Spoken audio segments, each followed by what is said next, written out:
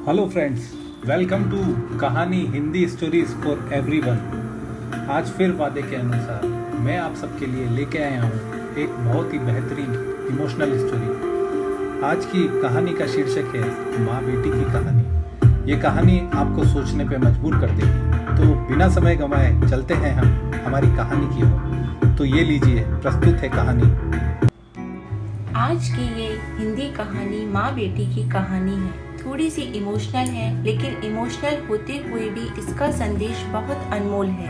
आपकी आंखें थोड़ी नम करने के साथ साथ आपके दिलो दिमाग पर यह कहानी छाप छोड़ जाएगी, इसलिए इसे एक बार पूरा जरूर सुनिएगा।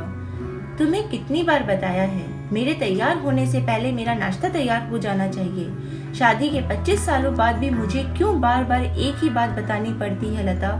तुम्हें क्या है? तुम तो आराम से घर पर रहोगी और मुझे काम पर जाना पड़ता है। तुम हो कि हमेशा बेवकूफों जैसी हरकतें करती रहती हो। अगर तुम यह जानबूझकर करती हो तो याद रखना, मुझसे बुरा कोई नहीं होगा। आज भी प्रशांत का पारा चढ़ा हुआ था। इन कटु शब्दों में अपना गुस्सा उतारते हुए गीला तौलिया कुर्सी पर फेंकते हुए प्रशांत गुस्से से लता की तरफ देखने लगा। लता के लिए प्रशांत का यह बेवजह का गुस्सा कोई नई बात नहीं थी। वह महीने में 3-4 बार ऐसे ही लता पर बरस पड़ता था।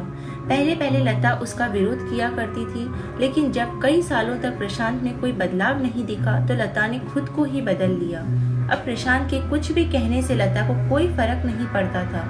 प्रशांत की हर बात वो चुपचाप सिर नीचे झुकाए सुन लेती थी।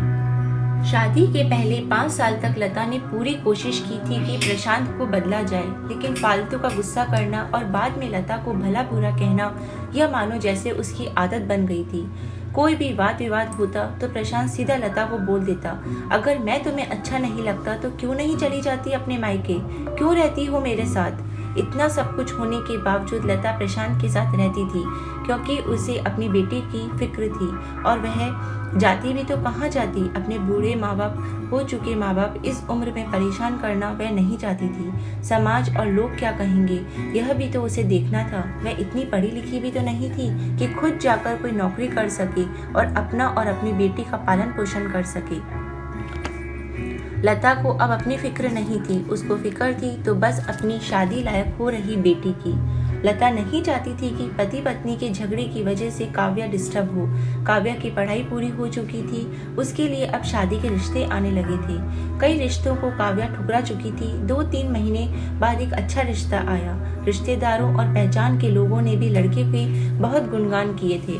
प्रशांत एक शाम अपनी बेटी के पास बैठकर उसे बताने लगा, काव्या बहुत अच्छा लड़का है, पढ़ा लिखा है, बड़ा घर है, बहुत अच्छी नौकरी है। ऐसे रिश्ते बार बार नहीं आते बेटा, इस बार मना मत करना।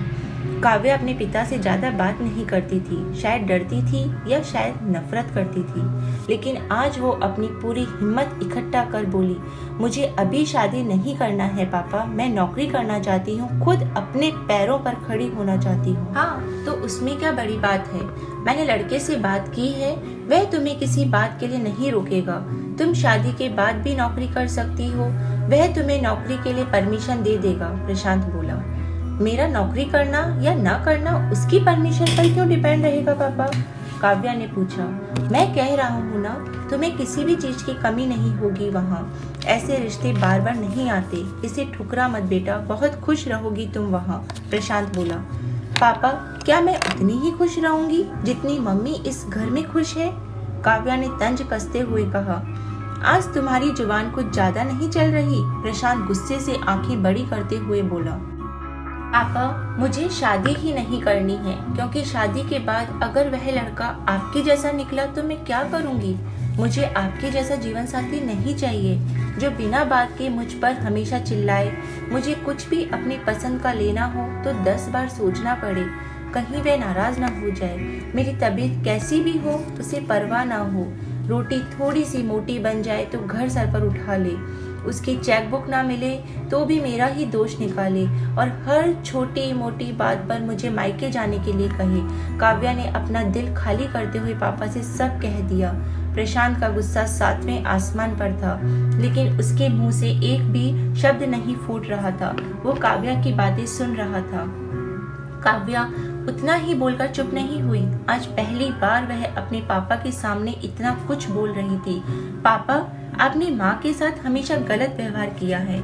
आप अपने ऑफिस का गुस्सा बिना सोचे समझे माँ पर उतार देते हैं। कभी इस बात की परवाह भी नहीं करते कि उन्हें कैसा लगता होगा। आपकी बातें सुन सुन माँ ने अपना स्वाभिमान खो दिया था। प्रशांत आज पहली बार अपने किए बर्तावों को महसूस कर पा रहा था। वो इतना ही बोल पाया, जो तुम्हारा मन है वो करो, मैं तो इतना बुरा हूँ ना। काव्या ने प्रशांत का हाथ पकड़ा और बोली, पापा मुझे सिर्फ एक सवाल का जवाब दे दो। क्या आप चाहेंगे कि मेरा पति आपके जैसा हो? अगर आपका जवाब हाँ है तो कर दीजिए मेरा रिश्ता आज ही, और ना है तो मुझे आत्मनिर्भर बनने दीजिए। प्रशांत कुछ भी ना बोल पाया और वहां से चुपचाप बाहर चला गया। आज उसे लता के सामने जाने में शर्म आ रही थी। चलते चलते उसकी आंखों से आंसू बह रहे थे। प्रशांत ने आज से अपने आप को बदलने का निश्चय किया। अगले दिन से लता ने अपने पति में काफी बदलाव देखा। वह सोचने लगी कि जो हिम्मत काव्या ने दिखाई है, वह हिम्मत अगर मैं पहले ही दिखा देती तो शायद आज परिस्थिति कुछ और होती। अब काव्या पढ़ लिख कर अच्छी नौकरी करने लगी थी और 3 साल बाद उसके लिए एक अच्छा रिश्ता आया और उसकी विदाई पर प्रशांत बोला, बेटा तू हमेशा खुश रहेगी क्योंकि तेरा पति तेरे बाप जैसा नहीं है। प्रशांत की यह बात सुनकर लता और काव्या की आंखों से आंसू बहने लगे। दोस्तों, हमारे समाज में औरतों को भले ही देवी का दर्जा दिया जाता है, लेकिन वह स्वतंत्रता नहीं दी जाती जो उन्हें देनी चाहिए। उन्हें बचपन से ही बताया जाता है कि वह पराया धन है। स्कूल से आने में देर हो जाए तो पिटाई मिलती है। मोबाइल पर बातें करते हुए दिख जाए या खिड़की से झांकते हुए भी दिख जाए तो शक किया जाता है। माँ बाप का घर तुम्हारा नहीं है, पति का घर ही तुम्हारा घर है। जीवन भर यह बातें बता बता कर उन्हें ससुराल भेज दिया जाता है और एक दिन किसी छोटे मोटे झगड़े में ससुराल वालों से उन्हें सुनना पड़ता है कि इस घर को छोड़ दो और मायके चले जाओ।